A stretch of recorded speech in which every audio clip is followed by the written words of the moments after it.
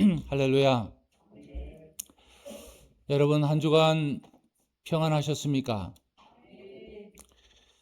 사실 평안하셨느냐, 샬롬이죠. 평안하셨느냐는 인사가 누군가에게는 참 아프게 들릴 수도 있겠다는 생각을 해봤습니다. 누군가에게는 그 말의 인사가 참 부담스럽고 아프게 들릴 수도 있겠다. 여러분 살다 보면 정말 정말 펄쩍펄쩍 좋아서가 아니라 뛰고 싶을 때, 뛰게 될 때, 그냥 모든 것을 그냥 놓고 주저앉고 싶을 때, 그때 그런 때가 있지 않습니까? 남들에게 말 다 못하는 거죠. 남들에게 다 말 못해도 그냥 끙끙 앓면서 정말 불 꺼진 거실에 멍하니 앉아 있거나 차 운전대를 붙잡고 이렇게 앉아 있거나 운전대를 붙잡고 멍하니 운전을 또 하면서 또 이렇게 가고 있거나, 하나님, 이제 정말 이게 한계네요. 더 이상 내가 버티는 게 무슨 의미가 있겠습니까? 무슨 의미가 있겠습니까? 라는 탄식이 터져 나올 때가 있습니다. 열심히 살았습니다. 게을르지 않았습니다.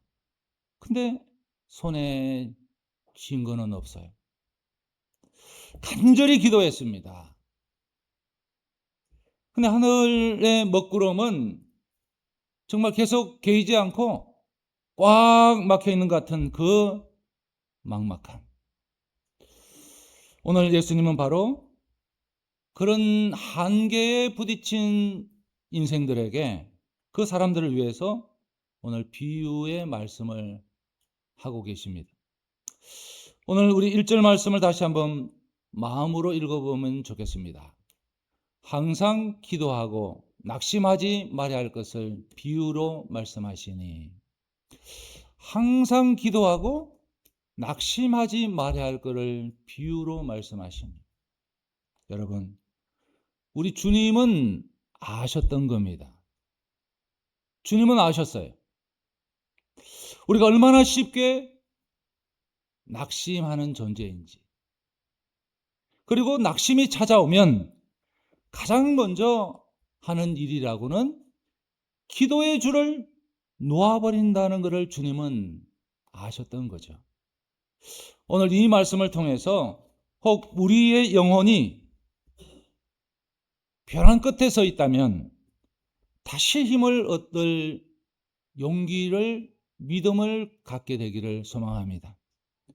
먼저 여러분 우리가 기억해야 할 것은요, 진정한 믿음은 상황이나 형편이나 여건이 아니라 하나님의 성품을 신뢰하는 실천이라는 점이에요. 이게 진정한 믿음이에요. 여러분, 사과 하나를 앞에 두고 한번 생각해 보십시오. 사과 하나를 앞에 두고 생각을 해보세요. 그 사과를 쪼개면 그 안에 씨앗이 보입니다. 그 누구나 다 압니다. 근데 여러분, 그 작은 씨앗 속에 수천 개의 사과가 들어있다는 사실도 믿으십니까? 그 사과 씨 속에 수천 개의 사과가 있다는 사실도 믿으세요? 자, 씨앗 속에 든 사과는 지금 눈에 보이지 않습니다. 그냥 씨앗뿐이에요. 하지만 그 씨앗이 땅에 묻히고 썩어지고 인내의 시간을 거쳐서 싹이 트면 결국 가지가 찢어질 듯, 가지가 처지고 찢어질 듯 사과가 열립니다.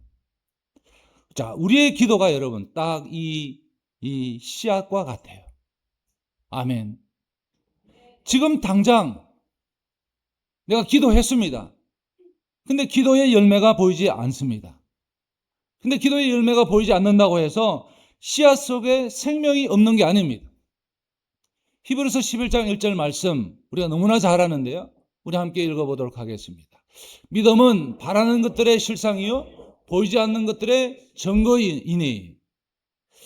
조지 뮬러라는 분은 우리가 너무나 잘 알죠. 고아원 사역으로 너무나 잘 합니다. 5만 번의 기도를 응답받았다. 근데 이분의 다른 예화는, 제가 말씀드리는 예화는 그렇게 우리가 흔히 접하는 예화는 아닙니다. 조지 뮬러의 이 예화가 많은 도전을 주는데요. 이분이 고아원 사역을 했지만은 전도도 많이 했습니다. 알코올 중독자를 전도했습니다. 알코올 중독자. 근데 사람들이 비웃어요. 저 사람은 안 됩니다. 저 사람은 가망이 없어요. 안 돼요. 그때 그렇게 말하는 뮬러가 얘기했습니다. 여러분, 이보세요. 주님이 물로 포도주를 만드신 거는 믿으시면서 왜 그 포도주에 빠진 사람을 건져내는 능력은 믿지 못합니까? 여러분, 우리의 기도가 막히는 진짜 이유는요, 상황과 여건이 안 좋아서 나빠서가 아니에요. 우리가 하나님의 한계를 정해 놓았기 때문에. 하나님은 리밋이 없었어요. 이건 하나님도 안 될 거야. 하나님도 아마 포기하셨을걸? 하나님도 내다버리셨을걸? 하나님도 이거는 원하지 않으실걸? 여러분, 하나님의 전능하심을 우리의 짧은 생각의 틀에 가두지 마십시오. 하나님은 여러분 우리가 계산한 낙관론보다 크시고요. 우리가 절망하는 비관론보다 강하세요. 믿음은 우리가 잘 알잖아요. 내 지식이나 경험을 의지하는 게 아니라 하나님의 손을 언제나 붙잡는 거예요. 하나님을 의지하는 거죠. 그리고 기도는 사탄이 가장 두려워하는 유일한 무기래요. 여러분, 사탄이 뭘 가장 두려워하겠어요? 저는 성경에서 볼 때 제일 먼저 하나님을 두려워합니다. 그 다음에 사탄이 두려워하는 것은 기도라고 저는 믿어요. 사탄은 우리에게 이렇게 속삭입니다. 봉사도 해라. 교인들과 교제도 열심히 해라. 헌금도 해라. 예배도 드려라. 다 좋은데 기도는 하지 마라. 왜일까요? 왜일까요? 우리가 무릎 꿇는 순간 사탄이 공들여 쌓아온 그 저주의 진지가 흔들리기 시작하기 때문입니다. 그래서 기도를 좀 하려고 하면, 또 신앙생활을 좀 하려고 하면 그런 생각이 들어요. 기도한다고 뭐가 달라지겠어? 기도한다고 뭐 변화가 있겠어? 이제 뭐 기도할 힘조차 없어. 마음조차 없어졌어.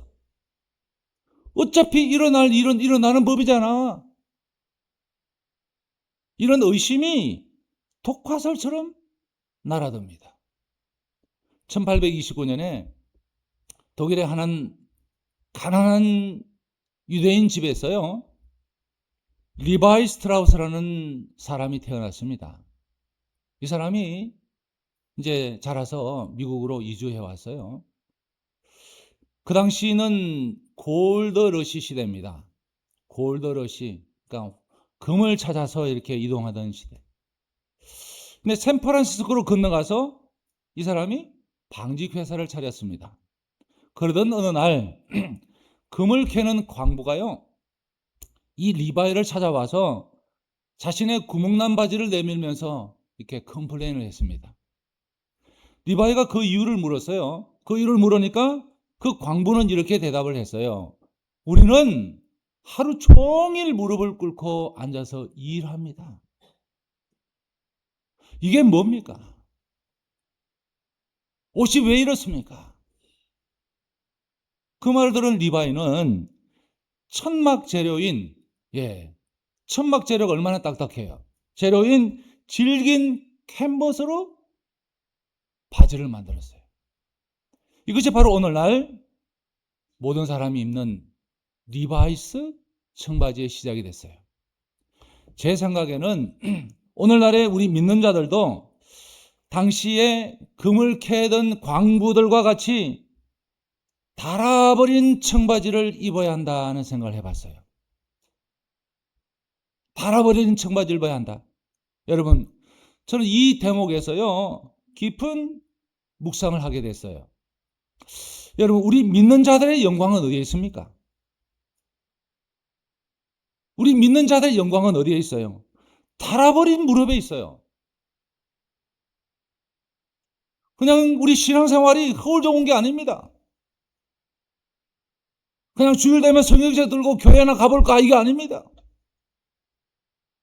우리 믿는 자들의 영광이 어디 있습니까? 오늘 본문의 과부를 보세요. 이 여인이 가진 것은 오늘 본문에 보니까 아무것도 없습니다. 아무것도 없어요. 이 사람이 가진 것은 권력도 없었고요. 또 인맥도 없었고 돈도 없었습니다. 권력도 돈도 인맥도 없었어요.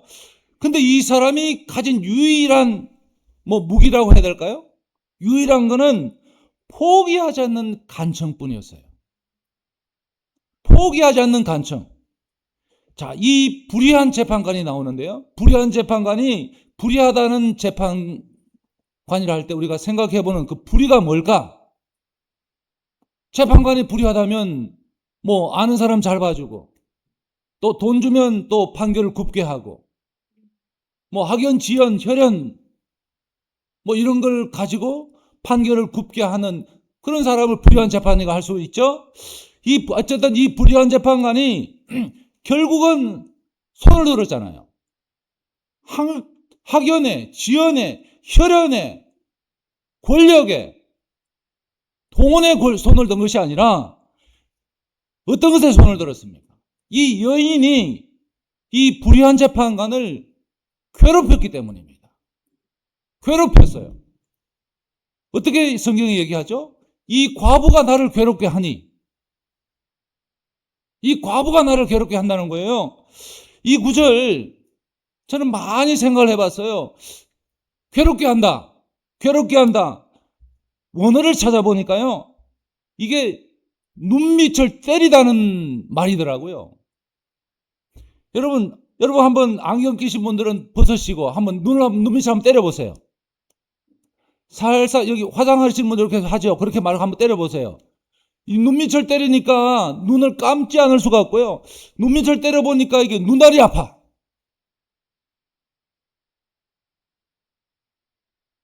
즉 재판관이 견딜 수 없을 만큼 간절히 매달렸다는 거예요.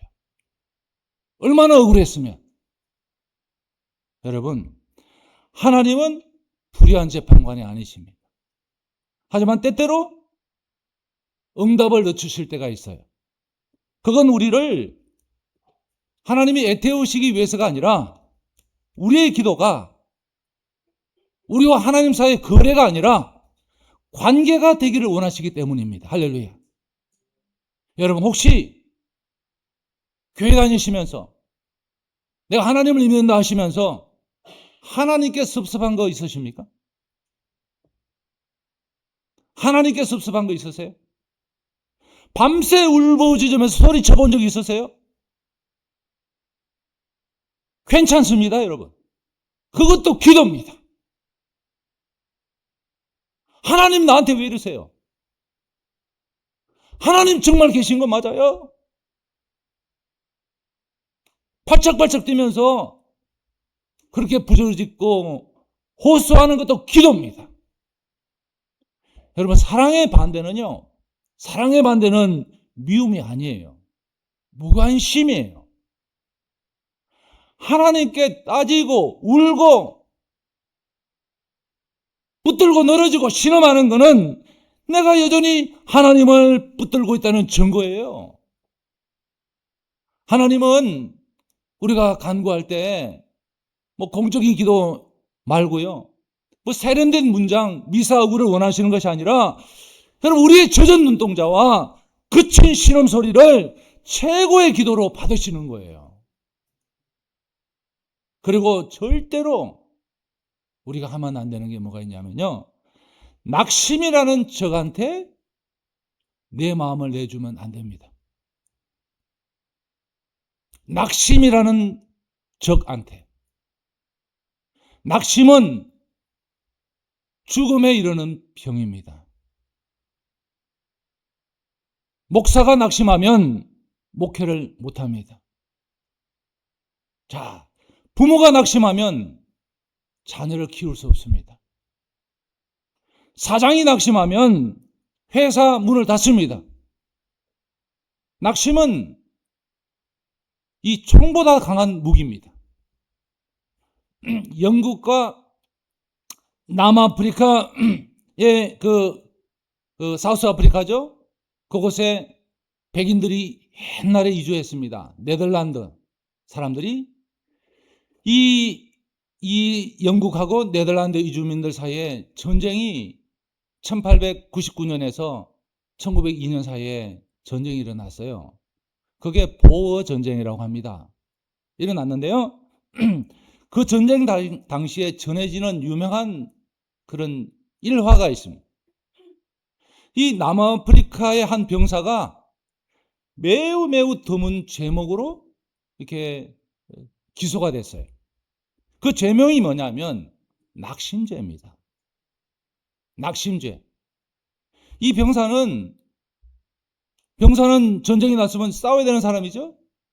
근데 전쟁은 하지 않고 이 참호, 저 참호를 돌아다니면서 이 군인, 저 군인을 돌아다니면서 적군이 얼마나 강한지, 우리는 아무리 싸워도 이길 수 없다는 그 이유들을 그냥 열거하면서 그렇게 자기 편들을 낙심시켰어요. 총 한 발 쏘지 않고 자기가 속한 부대를 무너뜨리려 한 겁니다. 사람을 낙심시키는 것보다 강한 무기가 없기 때문이었죠. 자, 여러분, 부정적인 말은, 또 부정적인 말과 낙심은 사람을 망하게 하는 무기예요. 아무리 그 사람이 잘 되고 있다 할지라도 부정적인 말을 계속 하게 되면 잘 될 수가 없어요.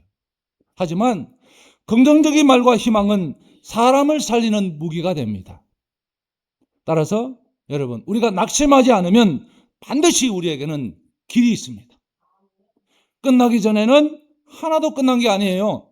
낙심은 인생에서 가장 무서운 적입니다. 다윗은 하나님 마음에 합한 사람이었어요. 성경에 그렇게 기록합니다.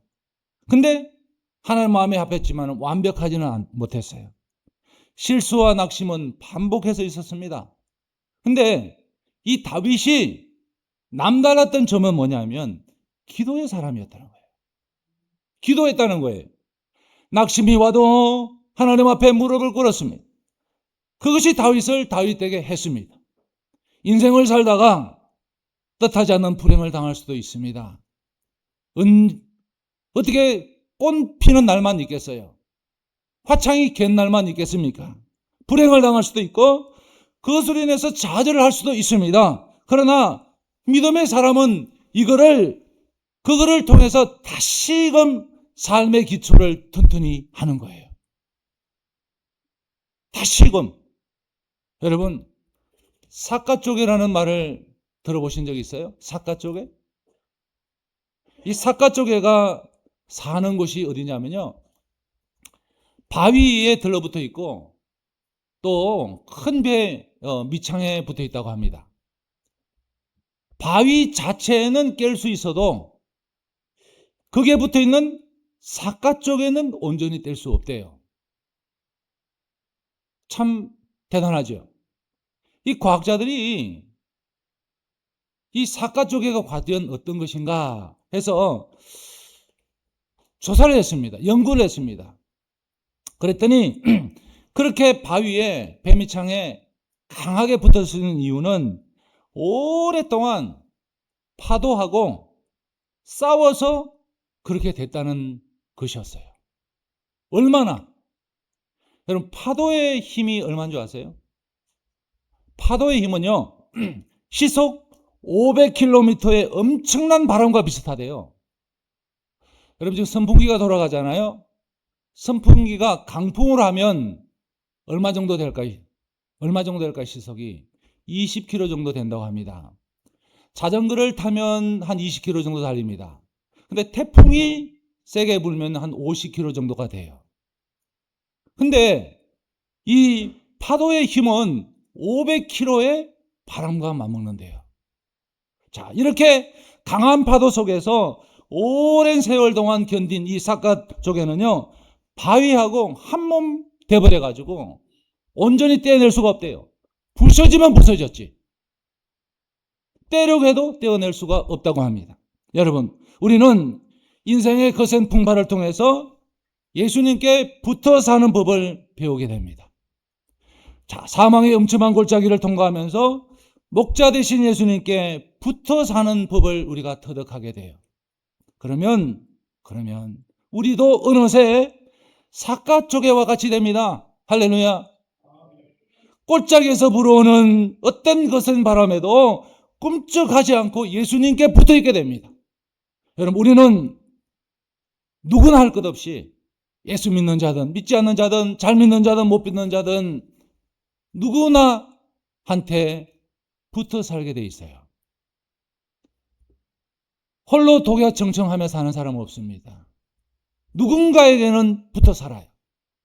그렇다면 여러분, 우리가 붙어 살고 있는 대상이, 그 대상이 누구냐에 따라서 우리 인생이 결정이 돼요. 사기꾼에게 붙어 있으면 사기꾼이 됩니다. 비즈니스 하는 사람에게 붙어 있으면 비즈니스 할 확률이 높아집니다. 좋은 사람 곁에 있으면 좋은 사람의 확률이 높아집니다. 믿음의 사람 곁에 있으면 믿음을 가질 확률이 높아집니다. 우리는 반드시 누구인가 붙어 있는데 누구한테 붙어 있느냐에 따라서 그 사람의 인생이 결정이 되는데 그 대상이 예수님인 사람은 복이 있습니다. 여러분, 예수님이 여러분과 함께 하시길 바랍니다. 왜냐하면 예수님 안에 모든 능력과 지혜와 복이 담겨 있기 때문이에요.